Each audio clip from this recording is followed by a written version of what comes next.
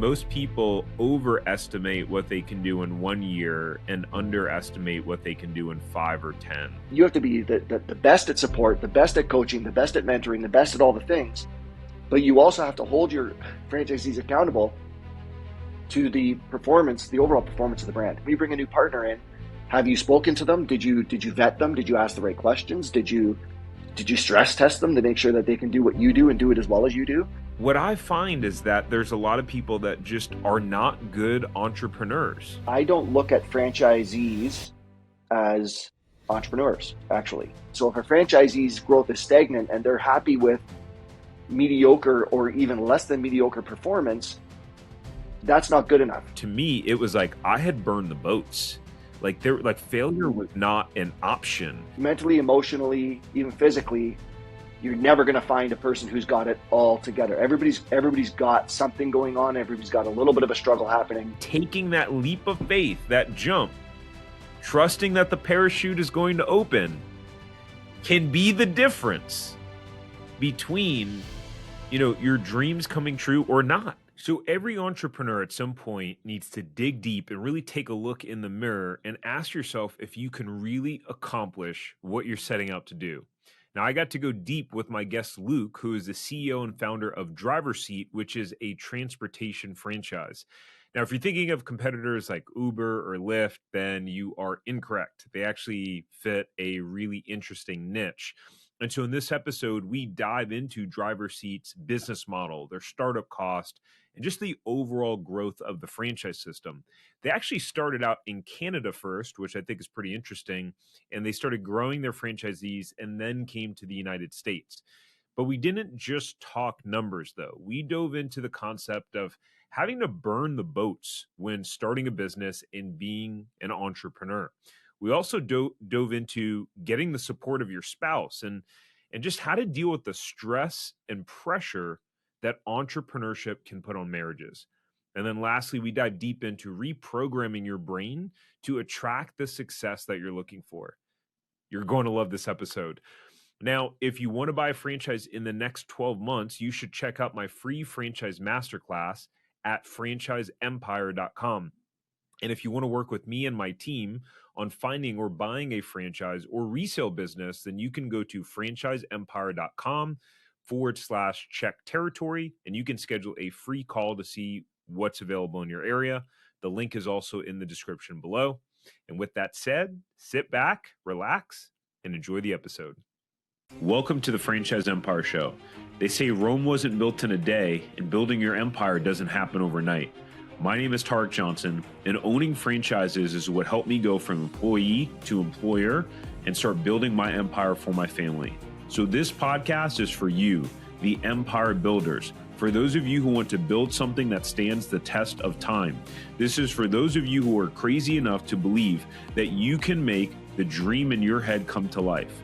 This podcast is all about bringing you real people who are building real empires so you can get inside their mind and heart and get proven strategies and actionable insights that will catapult you to build, grow, and scale your empire. All right, everyone, welcome to another episode of the Franchise Empire Show. I'm here with Luke, who is the CEO and founder of Driver Seat. Thanks for coming on, man. Man, it's my pleasure. Always love getting on podcasts and chatting with people and getting into some great conversation. For sure. Yeah, podcasts are fun just to be able to talk about business. They are. You just get to talk, you just get to come and talk about business and like chit chat. It's kind of cool. It is. It's really fun. I enjoy it, and I learn a lot. And when I watch them back afterwards, I not only learn a lot about how I interview, but just there's oftentimes good nuggets of information that come out of these that you don't really recapture until you rewatch them. So I love that part of it too. Yeah, that's a good point. Now, so for me, I'm really fascinated, and every day I learn about a franchise that I didn't know was a franchise, or an industry that's represented that I didn't know was a franchise. Because whenever I've been meeting more and more people lately, like in person, and they're like, "What do you do?" And we help people buy, grow, and scale franchise empires. And they're like, "Oh, interesting. Like, so, like, what industry? Like, or like food, or?" And I'm like, "No, I try to tell people to stay away from food, having own food franchises." Hmm. But the automotive and like chauffeur transportation business, like, fascinating. I think most people would have no idea that that's a franchise. So I'd love it just to provide context for the listeners. What is driver seat? What do you guys do? Awesome. Yeah, we're what we call a charter transportation service. So we run in vehicles that are 7 passenger minivans all the way up to 24 passenger minibuses, and we provide really. From a branding perspective, we divide the services up into four core verticals, which is airport ground transportation, wedding shuttles, charters and tours, which could be going to a sporting event or a corporate event or a corporate party, and then Care Plus, which is something that's a little more focused on the vulnerable sector, seniors, children. So we do a lot of work bringing kids to public schools, or sorry, private schools. We do a lot of work with seniors, taking them to appointments or out for groceries or things like that. So it's not Uber. Like we don't compete in the Uber taxi space. We're not an on-demand, A to B type of platform. We don't really compete in the limo space because we're not this sort of exclusive black car or custom stretch vehicle market.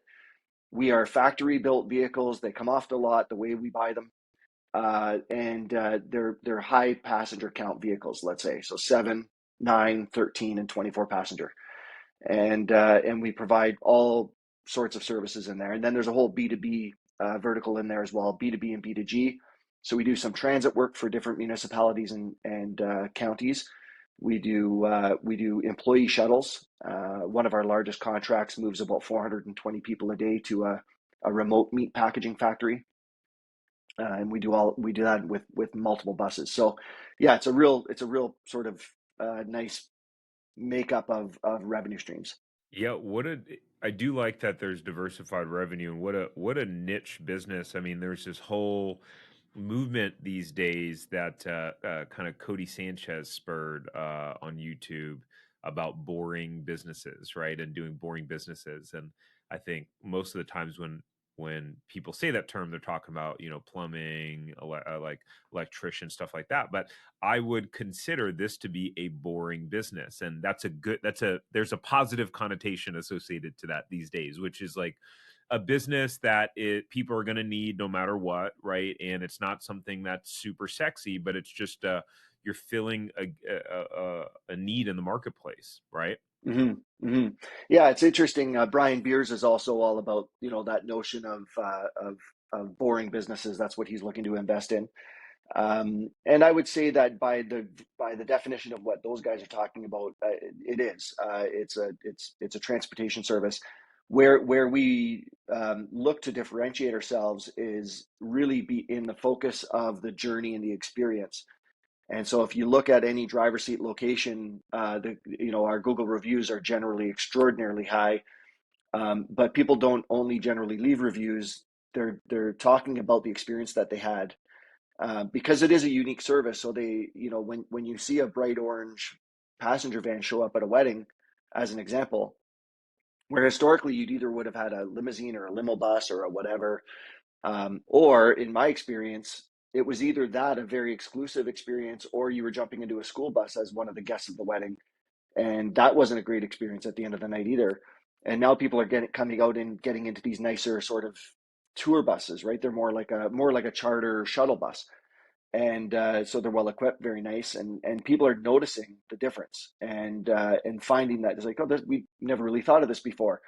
And I ask people all the time, if you wanted to go out with 9 friends on a brewery tour, let's say, aside if your community's lucky enough to have a brewery tour company or a wine tour company, you could probably contact them and get a van. But 99 times out of 100, when I ask people that question, they say, you know what, I don't know what I would do. I think one of us we'd have to rent a 9 passenger vehicle, and one of us would have to drive. And that's where we come in. So people are finding, oh, this is great. 9 of us can go to a concert or go to a wine tour, or 13 of us, or even 24 of us can go and do that. or a group of 24 people traveling together can all go to the airport together in a bus. You know, it's a unique service for sure. Yeah, that's cool, man. And I want to dive into kind of startup costs and stuff like that, and like the ideal franchisee in a minute. But so what's interesting is you guys started out in Canada, and then now you've entered the U.S. market. So like what happened there? I guess obviously you are from Canada, and I know this already that you live in Canada because we were just talking beforehand. But um, how'd that work out? Getting started in Canada, from my understanding, you guys had some good growth in there, and then why decide to enter the U.S. market? Hmm.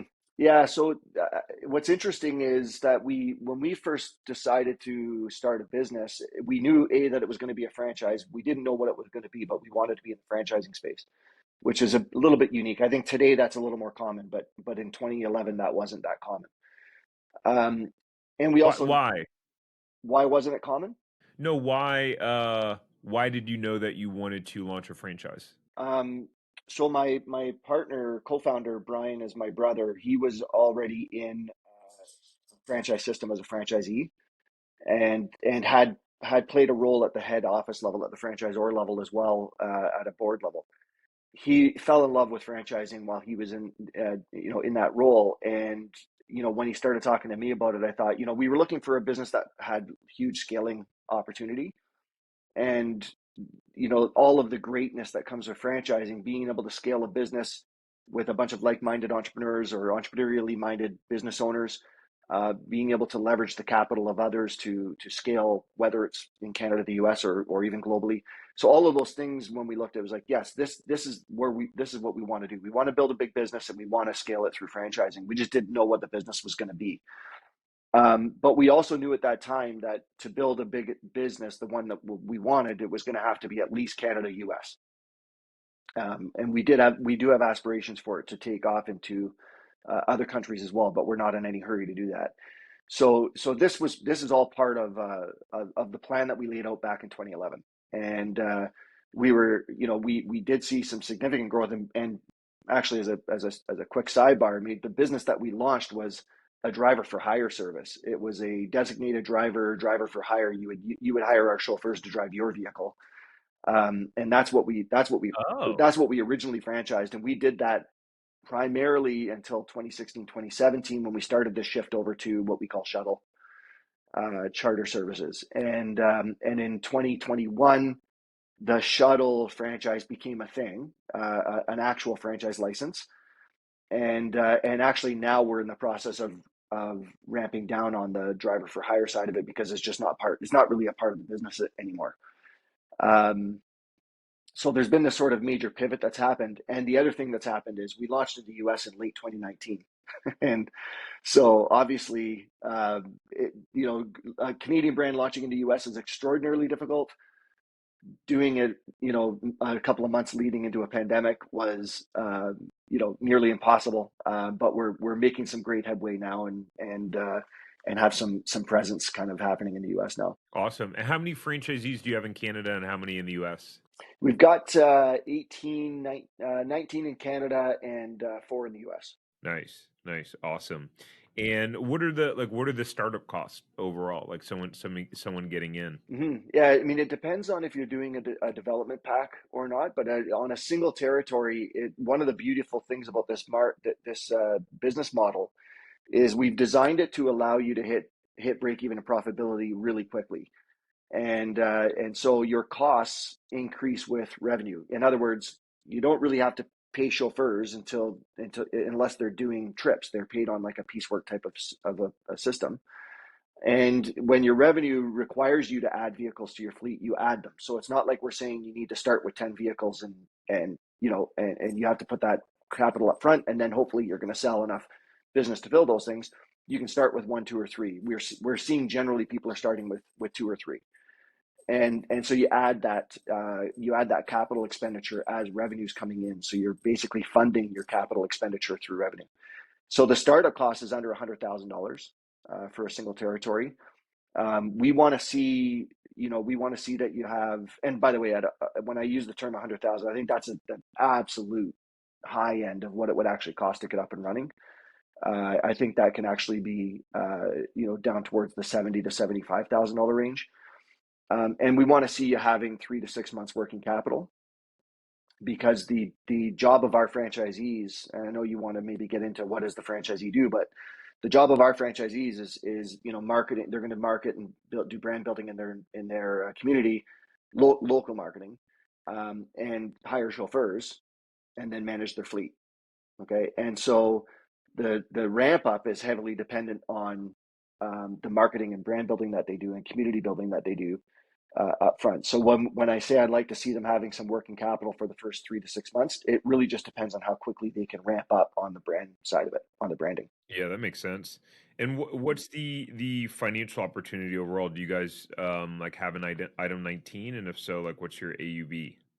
We don't have an item 19 currently, and the reason is because with four franchise owners operating 6 locations in the US, and most of those happening like in the last year to two, we just don't have enough data in the US, and so we could present our Canadian financials in the item 19, but we're actually choosing not to. It would help. I think it would help us grow in the US actually if we did that, but we're choosing not to because we want to prove to American franchise partners that we've got the financials they're looking at are American financials. And so I think we're probably going to launch an item 19 in 2025, so a year from now, and it will include how the U.S. locations are performing as well as how the Canadian locations are performing. Yeah, that makes sense. Yeah, I mean, I think what a lot of people don't realize, I think it's something that frustrates me, is everyone's looking for the shiny pill and short term, success. And the reality is, and what I tell folks typically is that, it takes about 3 years for your business to reach maturity, really, in like any business overall. Like some people get ramped up, maybe in the first year or two. I tell people, the objective is you want to be able to break even and be able to get to some sort of profitability. Year one obviously depends on the business, but yeah, it's interesting to me how short-sighted folks can be. Tony Robbins is famous for kind of saying most people overestimate what they can do in 1 year and underestimate what they can do in 5 or 10. Do you see that popping up in conversations with like potential franchise buyers or just people you talk to in the industry? And as someone who's been now a founder and an entrepreneur, what's your perspective on that? Yeah, I think with my experience today, if I were to look at becoming, if I go down this path of what if I were looking to become a franchisee of a brand, um, I would spend a lot of time on the item 19 and on the financial projections, so long as the business was at a stage where I thought that data was relevant. And so I think there's a few influencers in the franchising space that I completely agree with when they say if a franchise has 4, 6, 10, even 20 locations, and for us that's the case in the US, right? You are an early adopter if you're coming in, and as an early adopter of the brand, you have to expect that there is no item 19, and if there was one, it would probably be very basic. And but you do have this opportunity to shape how the brand grows in the country, and B, you have a huge opportunity to shape what your financial projections look like. If you want to get into a brand where everything's been sorted out, you have an item 19, you have the financials over the course of 100 restaurants, let's say, to tell you exactly how it should perform, you're probably going to be paying, in the high, 6 digits, uh, just to get up and running. You're probably looking at, not, you said 3 to 3.5 years to see your business mature. In some of those brands, like the quick serve restaurants, you're seeing the not only maturity, but you actually aren't even seeing break even until 3.5 to 4 years. For us, we'd love to see you breaking even within a couple of months, Mm. right? And now that could be looked at as a projection. It's not. I mean, it's that your break even is going to be dependent on what you spend on marketing and how many vehicles you put on the road in the beginning, we're very much a consultative approach versus a mandated approach to how this works. So we're going to give you lots of, you must do this, this, and this, as a franchise should do, but we provide a significant amount of autonomy. So I think when it comes back to, what am I seeing, it becomes really difficult. It is very difficult for us to answer the question for people, how much money can I make, or how, what's the average location doing? We've got to work around that conversation, which I think limits the market for a certain type of person who's going to be a little bit more apt to be an early adopter in our brand, without getting all of that information. My intention with this podcast is to help you build your empire. If you've gotten a single piece of value, one of the best ways you can help me and the podcast is to simply press the like button on YouTube. Lastly, share this podcast. Share it with someone who who is an empire builder. Imagine the impact you can have by helping them learn something that can build their business and empire. People will associate the value they got from this information from you, the person that shared it with them, all because you shared it with them. I appreciate you and your support. Let's get back to the episode. Yeah. I feel like this is something that's swept under the rug a bit in the franchise space, which is, from a franchise buyer's perspective, obviously they want to do their due diligence and see that the model has been proven, that the model has worked.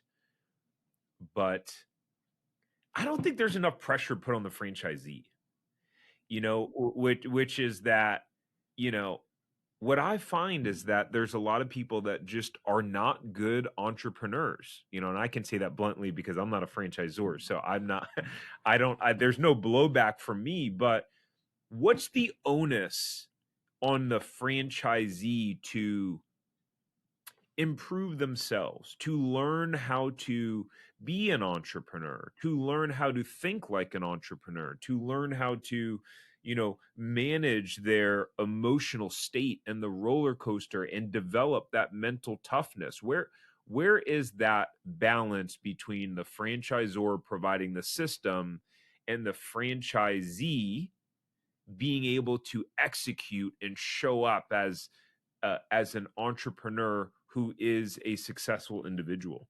That's a great question, man. And I actually, for me, I don't look at franchisees as entrepreneurs. Actually, I look at them as small to medium sized business owners. Um, Now, some might say, well, that's semantics, but it's not. An entrepreneur is defined as somebody who takes an enormous amount of risk to start something that doesn't already exist. Is the way is that I'm paraphrasing. And a franchisee is somebody who wants to have autonomy, wants to have their own business, wants to be in control of their financial wealth, their well-being, their generational wealth, all those things. But they aren't going to start from scratch and create something that doesn't exist. And they're jumping into a model that has a recipe. And I think it's amazing. I think it's great that we have that as a go-between between being, so that you don't have to take on all the risk of starting something from scratch. That said, they have a significant amount of responsibility, in my opinion, to understand the fact that in the driver's seat world, let's say, the clients that use driver's seat are driver's seat clients. The clients that buy a McDonald's hamburger are McDonald's clients. They're not Joe's, McDonald's clients that owns the location where you are in Florida. They belong to the brand, and the brand has an obligation to gain market share, to grow, to build financial strength, to be able to fend off competition, to be able to invest in technology. The brand, i.e. the franchisor, needs all of this, needs financial strength, market share, growth, all right. The obligation for the franchisee is to understand where they fit into that. So if a franchisee's growth is stagnant and they're happy with mediocre or even less than mediocre performance, that's not good enough. And so when I talk to a lot of people in the franchising space, franchisors primarily, that are, they use language like we're focused on franchisee profitability and supporting franchisees and training and coaching and encouraging. Well, so are we. That's actually part of that's the cost of entry to me. you have to be the best at support, the best at coaching, the best at mentoring, the best at all the things. But you also have to hold your franchisees accountable to the performance, the overall performance of the brand. And as a result of that, they achieve profitability. So to say we're going to focus on franchisee profitability, I think that's the result that you get from the work that happens upstream to make sure that the franchisee is holding themselves accountable to the growth of the brand. And so we talk to our franchise partners about their responsibility in bringing on great partners. They're going to validate them. So we're doing work, you're doing work. We all play a role in this. When we bring a new partner in, have you spoken to them? Did you vet them? Did you ask the right questions? Did you stress test them to make sure that they can do what you do and do it as well as you do? And then what are you doing to grow your market share? So these are the things that I think result in franchisee profitability and result in higher accountability. And also what I'm finding in our business is that focus is now resulting in a far more heightened sense of commitment, collaboration, and loyalty. Mhm. Now, can you think of a franchisee that you guys have worked with, whether in the U.S. market or the Canadian market, that has just, obviously you don't need to say the franchisee, but has just outperformed significantly most of the others? Yeah, yeah. What are the Sorry, go ahead. What's the question about them? Tell me about that person. What are their characteristics? How do they show up? How are their interactions with you? How are they communicating? Like, what is their identity? How are they thinking and behaving that is allowing them to perform at this high level? Or do they just have a good territory? Actually, the largest location in our chain is one that we own at corporate. We own the largest location. Have the highest performance level. The location that is not too far in second place is not an amazing market. It's a really cool area, but a very small community, and and it's a unique scenario. He was lucky enough to attract the attention of a government agency while he was actually in new franchisee training. And within the first couple of months of him opening, with our assistance, he was already bidding on a significant transit opportunity. So some would say, well, he is where he is because he landed this great opportunity. And I say, no, he is where he is because he loyally and faithfully followed the recipe. He went all in during training and went all in to follow the recipe, and that attracted the attention of this agency that was looking for him to do the work. Now, and the other interesting thing is, in the essence of continuing to follow the recipe, he didn't actually land the contract. It was awarded to another company, and he was super disappointed. It was like $1 million opportunity, and he lost the opportunity. And we told him these things don't often work out, even when they choose a different partner. Stay with the recipe, stay with the branding, stay with the relationship building. Make sure that you're there as a consultant. You collaborate. You continue to talk to them. And he did that. And lo and behold, a couple of months later, the deal that they cut with this other company fell apart. He was shoehorned in. He had to go from zero to $1 million in revenue in the course of 6 or 8 weeks. Open an office, hire a staff. So he's unique in our brand from that perspective. But the reality is that he got there by following the recipe. I can give you a slightly different example. The next location in terms of our ranking, they would admittedly say that they hadn't been completely following the recipe, and their first couple of years were rocky. They were doing okay. They were growing incrementally.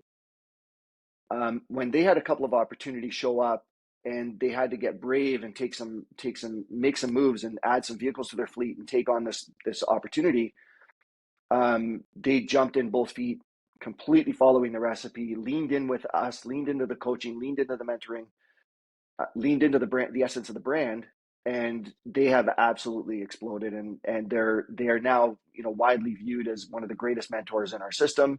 New franchise partners quickly learn about them and how great they are, and it's a husband and wife team. They're fantastic. And so Now, in both cases, when going back to your original question, what are they doing? What makes them different, or what makes them achieve what they're achieving or perform the way they are? They're shoulder to shoulder with us as a franchisor. They know that we're not perfect. They know that the system isn't perfect. They know that things are going to change over time. They know that we are evolving and growing. They are productive in their approach with the brand. What do we need to do differently? What challenges are we facing? What are they hearing through the grapevine from other franchise partners? They take a productive approach to bringing some of those issues forward.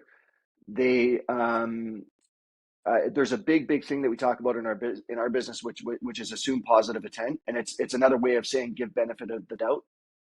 They aren't the people in the system that are going, that franchisor, why are they doing this? Why are they enforcing this? Why are they putting these fees?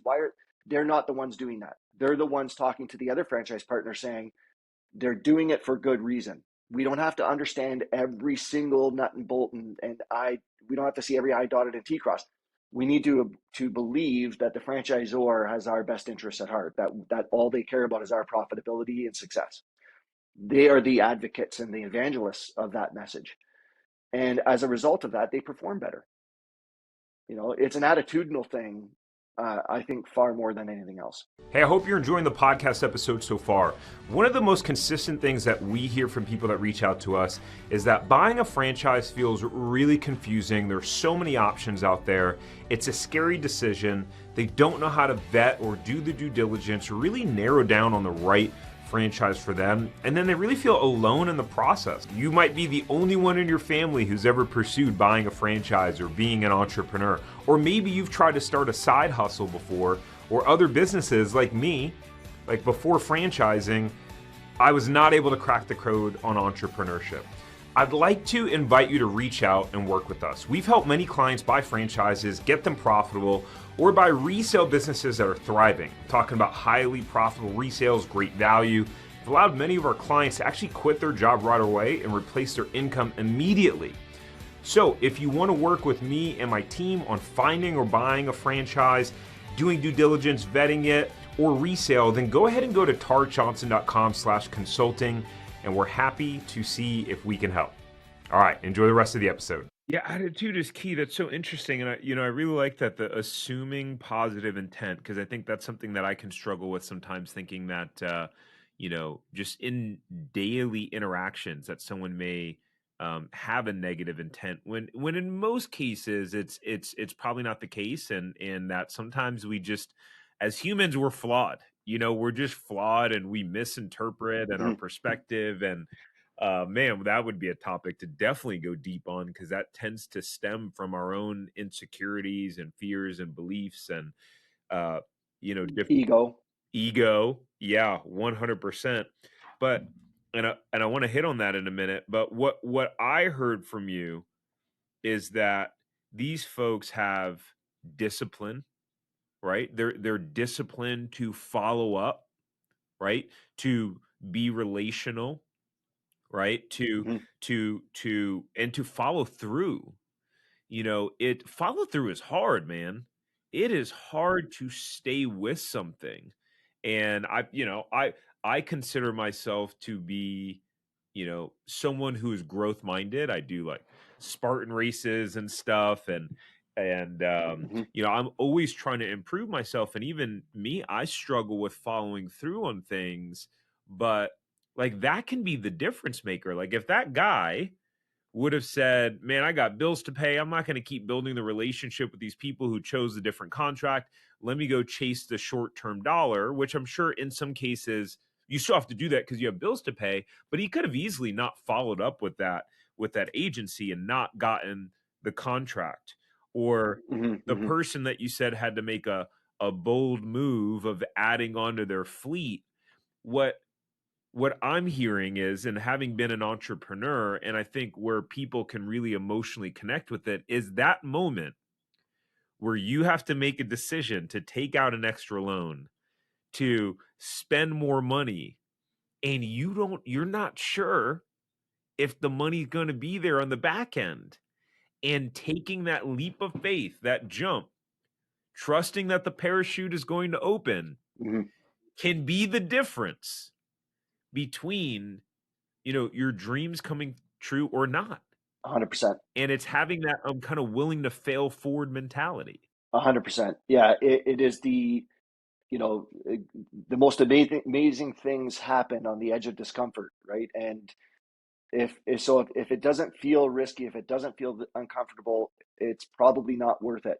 And so yeah, I have a size 14 shoe. I wear a size 14, and I often say to our franchise partners, when they reflect back on, hey, remember that time when we were so worried and you guys encouraged us to do it, you pushed us over the edge, and yeah, you got the big size 14 boot in the butt, saying, go get it, go get the vehicle, go make it happen, and trust in the process, trust that it's going to work, and over and over and over again, we've seen that the locations that are performing, say, in the top 20%, there's a story in each of their history that is aligned with that. Somewhere along the line, they had to make a tough decision, buy a bigger vehicle, increase their fleet, hire more people, whatever it was. And so one of the beautiful things about our model is this ability to scale up capital with revenue. Where it's a challenge is that you face these big humps where you get this big opportunity that comes along, and that's when you have to go spend the money. Well, you have to remember, you didn't spend it when you launched the business. You spend it when there's revenue opportunities there. And so for us, it's about being able to help them get over these humps, and usually once they've done it once or twice, then it's like, yeah, order me 3 new buses for next year. Yeah, I'm gonna add. I just added, like, our one location I talked about, they're kind of the third in the ranking. They're requesting approval for new vehicles all the time. They're just like, yeah, we need new. Yeah, we're gonna replace this one. We're gonna upgrade the wrap on that one. And they're just constantly doing it now. But that was actually a massive, massive source of stress for them years ago when we were going through this initial growth spurt with them. Now it's nothing for them. They're up to 5 locations. They want to grow to 8 locations, very soon. They're not even thinking twice about it. And so, you mentioned kind of ego, Mm-hmm. and it's an interesting term to talk about in the scope of an entrepreneur in business. I'll preface with my belief is that it your success really in anything is 80% mental and 20% strategy. And the reason why I believe this is because you can take someone that has the right strategy, right? I have the winning strategy. I know exactly what I need to do. But quit, or you don't follow through, or you can't take that leap of faith because the mental toughness really isn't there, the courage isn't there, or you're not following through, you're not disciplined. So what role does ego play in an entrepreneur's success or lack thereof? I think ego is not always all negative. I think there's a certain sense of there's a certain correlation, I think, between confidence and ego, and you have to have some confidence for sure to make some bold moves and to go after large opportunities and to listen. I think one of the biggest reasons that people don't get into franchising or don't get into business for themselves is the nattering from friends and family saying, you're crazy, that they're selling you a bag of tricks. They're hearing all kinds of negativity from friends and family who really ultimately are saying that because they wouldn't do it. And so it takes a little bit of ego for that person to say, no, I'm going to do it. I'm going to go against everything that everybody around me is saying, and I'm going to do it. And I'm confident enough to say that I can do it. So I think that's where you want to have a certain element of ego. If you're very insecure, if you aren't confident in yourself, if you have a lot of it, everybody's got imposter syndrome, but if you've got a ton of it, you're probably not going to make that jump. You're not going to make the leap into business ownership. Where it starts creating an issue is where where it is overconfidence, and ego is often correlated to overconfidence, and so when somebody says their ego's getting in the way, it's just overconfidence. Mhm. But actually, it's oftentimes insecurity, it's fear, it's it's rooted in some other thing that's going on in somebody's life. And what I find so interesting is all you have to do is talk to your family and friends, and you won't find one person in the group who has it all together, right? Mentally, emotionally, even physically, you're never going to find a person who's got it all together. Everybody's got something going on. Everybody's got a little bit of a struggle happening. And so as a franchisee coming into a system, one of the obligations as a franchisor is to peel back the onion and find out where that lies. Mm. What are the challenges that they're facing? Is it an insecurity? Is it imposter syndrome? Is it overconfidence? Is it somebody who has had experience? You know, you and I were talking before the start of the recording here. Is it somebody who had entrepreneurial experience themselves before, who are now going into a system like a franchise system? And how does ego play a role in that? Because that can create challenges of, I already know how to do all this stuff and I don't need to follow your recipe. And so there are myriad ways that I think ego impacts somebody's success. And going back to your original commentary, I completely agree that I think it's even more than 80% attitude and mental gymnastics to run a business. We're not reinventing anything. The strategies have been there for hundreds of years. The way to influence people. There's been books written back in the 1800s that are still relevant. Leadership is changing to a degree. Like, some things are changing, but by and large, we're not really reinventing anything. We're just rethinking or reimagining how to apply the same age-old principles. And so if that's all consistent, if that's all the same, then what is it that creates business success and failure?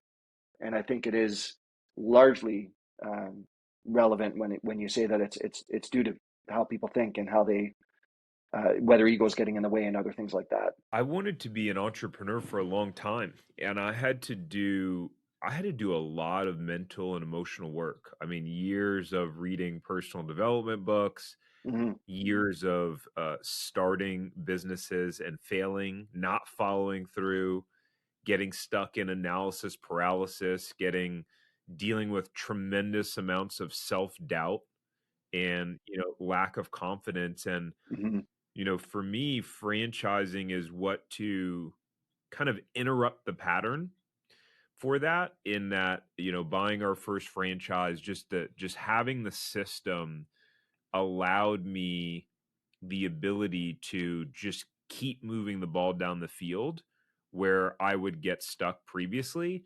And it was like, oh crap, we signed a franchise agreement. We signed a 10-year lease. We took out a home equity line of credit on our house. And I promised her that this would not fail. I gave her my word that we would not fail. So to me, it was like I had burned the boats.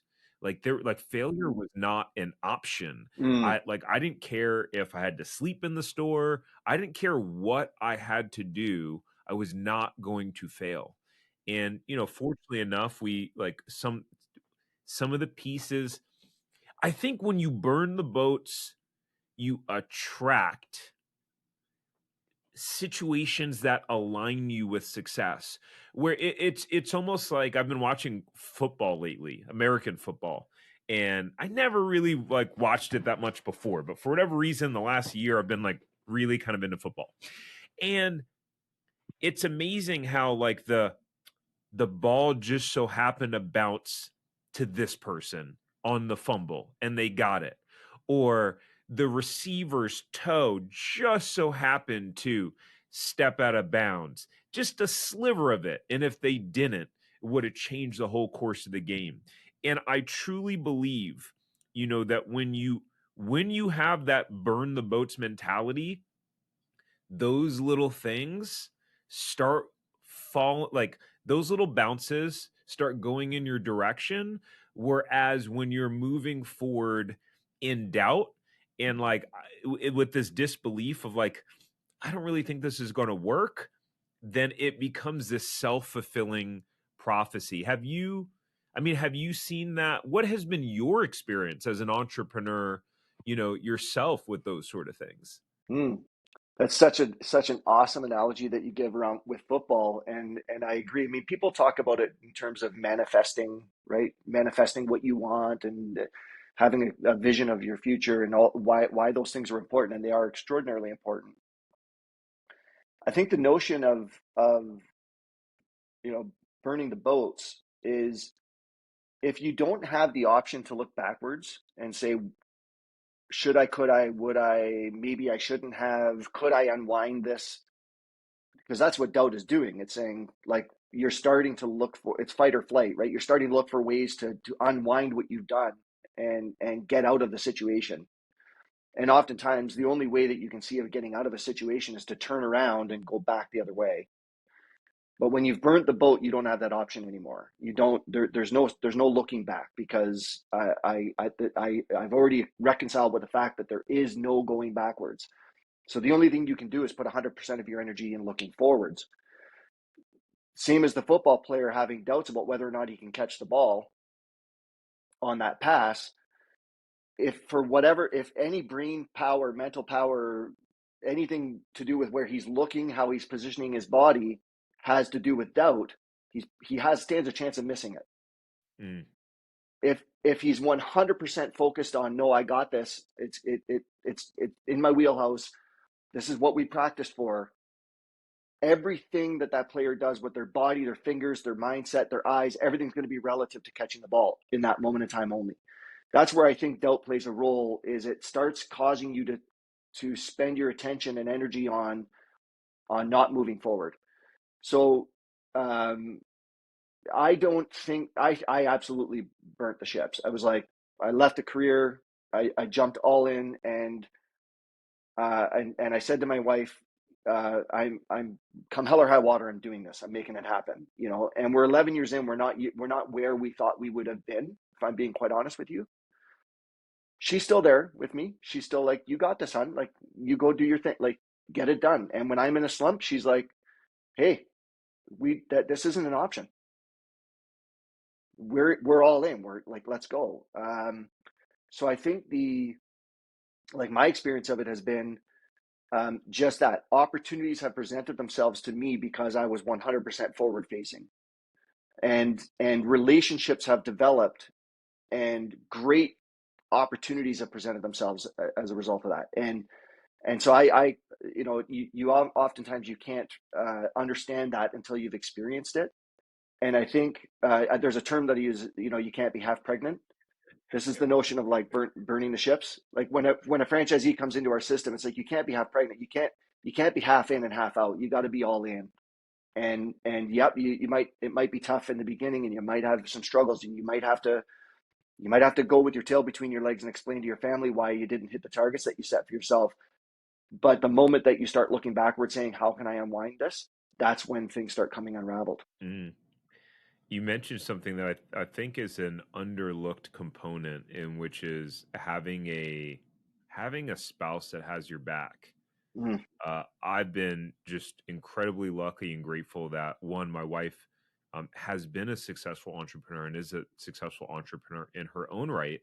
And for many years, it was me watching on the outside in the corporate world, watching her, seeing the freedom she had, seeing the autonomy she had, and you know, wanting that. And at some point, actually feeling the sense of inadequacy of, man, why can't I do that? And this was the years before franchising, of trying to start different businesses.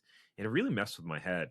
Um, and over the years, my wife has been such a rock and so supportive, and my biggest fan and advocate. And man, I feel for people. It's so hard when they come in, or they're working with our team and saying, hey, I want to buy a franchise, da, da, da, but my spouse is not on the same page. And quite honestly, it's like, man, I that's tough. I don't even know how to really navigate that, besides getting them enrolled.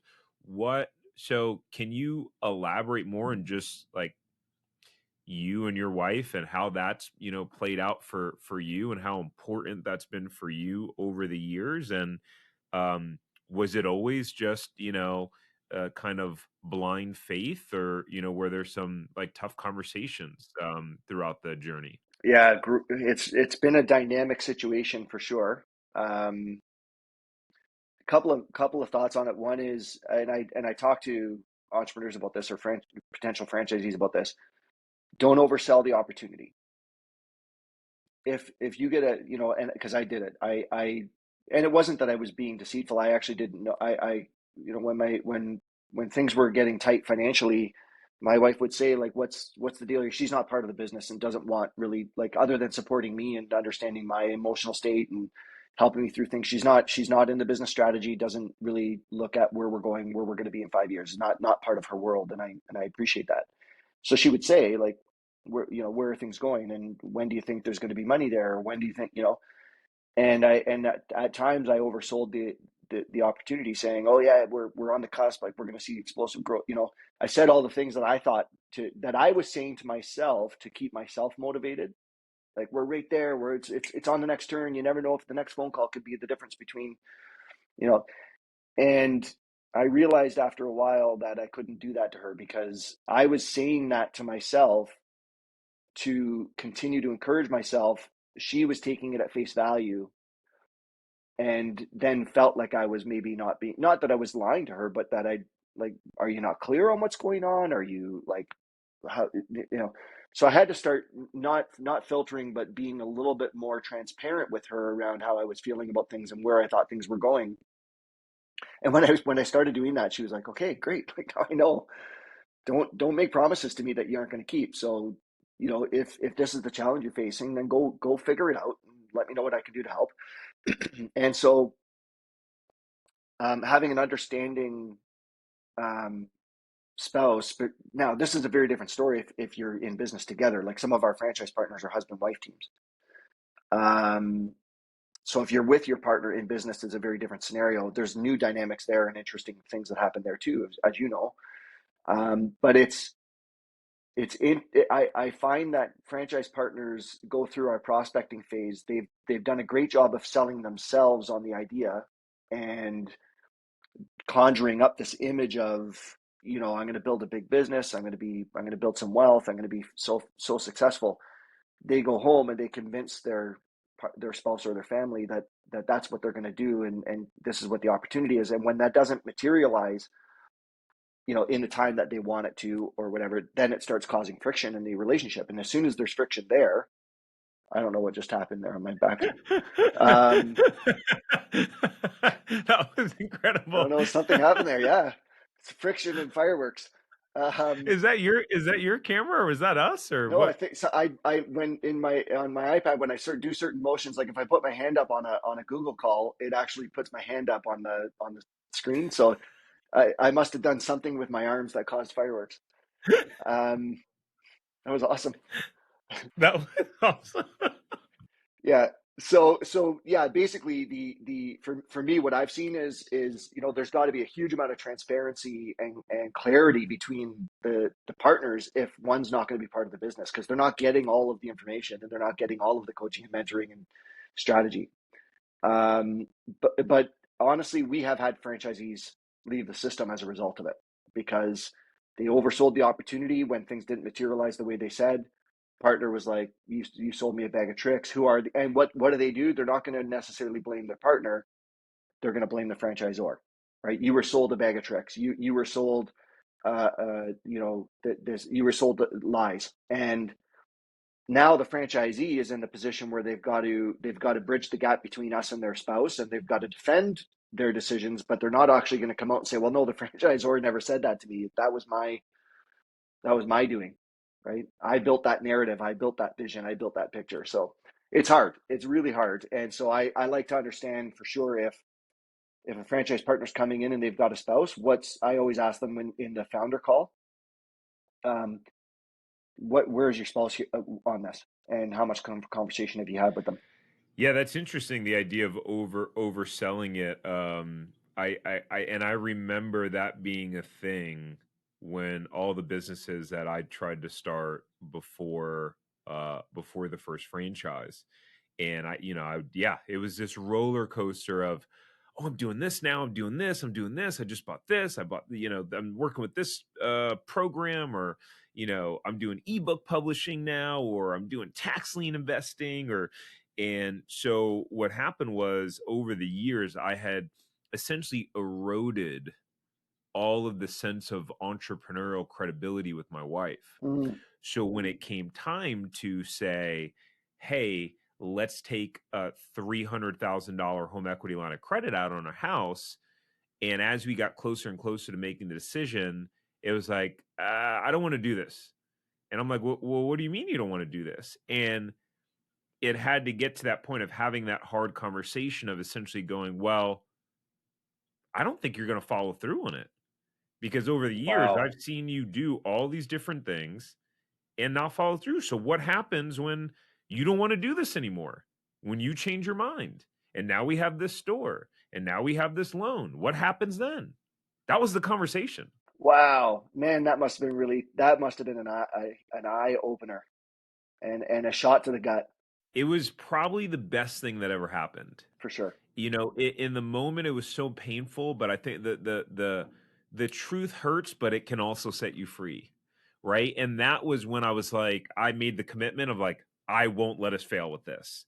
And the whole concept of, where I think for some personalities, I think they need the pressure of a franchise system, the pressure of I just signed an agreement, I just did this, I just did that, like I can't back out of this easily. And and this is in a little bit of an extreme view that I have on my end, for people that are winners, for people that are going to figure out a way to win, because I think sometimes they just need that environment, and Totally. that just so happened to be what I needed. I had put I had lost a couple thousand here or there starting stuff, but it wasn't enough for me to feel like my butt was on fire, in that if like failure meant death. Mm, And once I got in that extreme mindset, it was like, yep, doing whatever it takes, we're going to make this happen. And it wasn't all sunshine and rainbows. The first store is profitable very quickly. We then wind up buying a resale all the way across the country. I went in with my ego way too confident and cocky, because I had been on the top franchisee panel after a few months of only opening our store. And then the next store was one of the most difficult things in my life, because I didn't realize it was too big. We're paying too much for the lease. It was a completely different market. We didn't have the brand awareness there.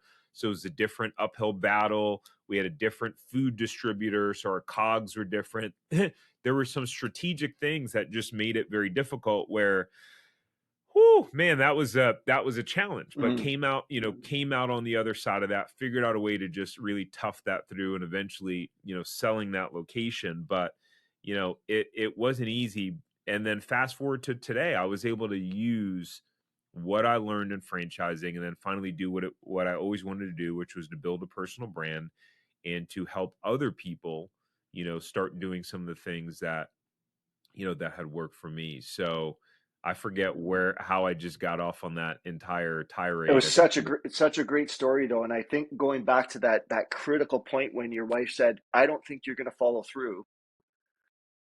That to me is, and you said it was such a pivotal moment, and I look at that and say that type of transparency, clarity, um, trust in the relationship is so critical. I see some, not just in our system, but you see some franchise partners when things aren't going the way they want, and let's say they're on the path to closure. Maybe they're just not going to make it work, and they've hidden that process from their spouse. They keep feeding them again, trying to convince themselves that it's going to be fine. Trying to convince their spouse it's going to be fine. It's a big weight to carry. And so it's all fine. It's all fine. Well, when's the money coming? It's coming. I've got a contract around the corner. Don't worry about, things are going to be great. But then when they get to the point where they actually have to say, "Hey, we're at risk here, and I don't know that it's going to work," it oftentimes is too late for the spouse to get on board with what they need to do to support them at that point in time. And so the very first sort of uh, assessment that you need to do is my spouse on board? Yes. Okay. Are they willing to take the risk? Yes. What is our, going back to some entrepreneurship principles, like what are we willing to lose? What's our limit in terms of what we're willing to lose here, right? Is the first thing I would say. Then, okay, so we're on board. And then how do I talk to you and keep you updated and keep you informed in a way that gives you a clear picture of what's going on? What happens is that you're saying things and doing things, again, sometimes to convince yourself of something or to encourage yourself. You're not being clear with your spouse that that's actually the role that you want them to play for you. So I'll give you a different example. I have always dreamed to own a Porsche. I'm not a materialistic person. I don't need a lot of things, but I've always, from a kid, as long as I can remember, I've always wanted a Porsche. And so about 4 months ago, I'm not in a position to buy a Porsche. It's not in the cards. Okay. And I got a lot more work to do. Got to continue building the business. But over the last, say, 3 months, I've been shopping for one. And my wife keeps seeing me doing it, and she's like, "What are you doing? Like, do you have any idea?" I was like, "No, hun. I'm not. I have no intentions of buying one right now, and I wouldn't until we've had a discussion as a family, and is this the right time for me? Maybe it will never happen. I don't know." I said, but what it's doing is that 10 minutes a day or 5 minutes a day that I'm going on and seeing what's available is actually making me believe that it's possible. Yeah. And if I believe it's possible, I'm getting up every day going, yeah, I'm a big swinger and I've got a big business and I have the money. So this notion of manifesting and saying, almost saying to yourself that you have already accomplished the thing that you're looking to do. I believe in that stuff. I think that if you're reprogramming your brain. So when I'm shopping for a Porsche, I'm reprogramming my brain to say, yeah, it's possible. I could do it right now if I wanted to. It's pushing me, and it's giving me more confidence, and it's making me have a little more swagger, and it's giving me all the things that I need to be good at my job. I think what happens in a situation like that, I have to be able to clear with my wife. I'm not actually gonna. Oh, there it is. Something I'm doing here with my hands is causing that. That is so Um, epic. I've never seen I that talked before. I talked about a portion. Fireworks went off. So I have to be clear with my wife that that's not actually my intention, and I have to explain to some degree why I'm spending time doing that.